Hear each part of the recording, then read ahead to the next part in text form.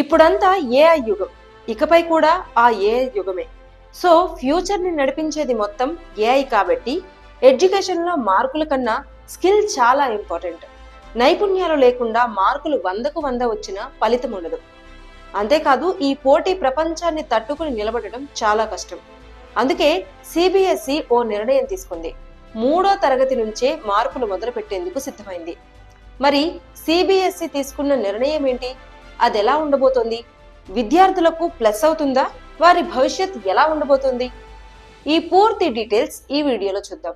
ఇక నుంచి స్కూల్ చదువు పూర్తిగా మారిపోబోతోంది.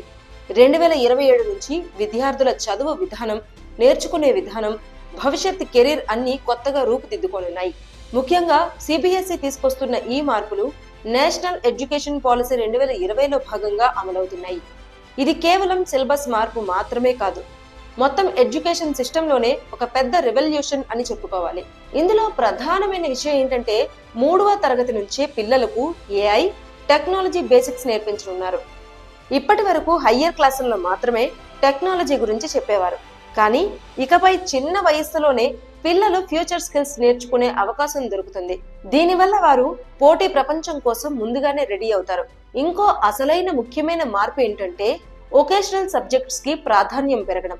సో మార్కులు మాత్రమే కాదు, ప్రాక్టికల్ స్కిల్స్ కూడా బోర్డు ఎగ్జామ్స్ లో భాగమవుతాయి.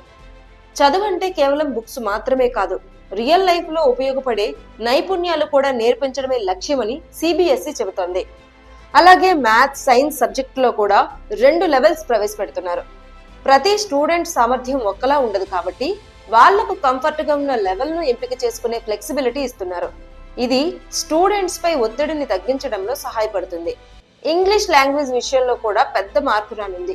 దీన్ని ఫారెన్ లాంగ్వేజ్ గా గుర్తించడంతో పాటు భారతీయ భాషలకు ఎక్కువ ప్రాధాన్యం ఇస్తున్నారు.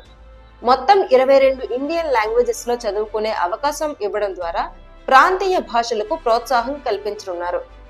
మొత్తంగా చూస్తే ఈ మార్పులన్నీ ఒకే వేలో ఉంటాయి. బట్టి పట్టే విధానం నుంచి బయటకు తీసుకొచ్చి skill based, flexible, practical education వైపు తీసుకెళ్తారు. అంటే స్టూడెంట్స్ కేవలం పరీక్షల కోసం కాకుండా భవిష్యత్ జీవితానికి సిద్ధమయ్యేలా ఈ సిస్టమ్ ను డిజైన్ చేస్తున్నారు. 2027 నుంచి ఈ మార్పులు దశల వారీగా అమల్లోకి రానున్నాయి.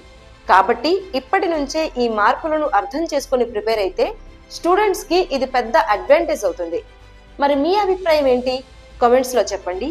ఇలాంటి ఎడ్యుకేషన్ అప్డేట్స్ కోసం ఏషియానెట్ తెలుగు ఛానల్ ని సబ్స్క్రైబ్ చేసుకోండి.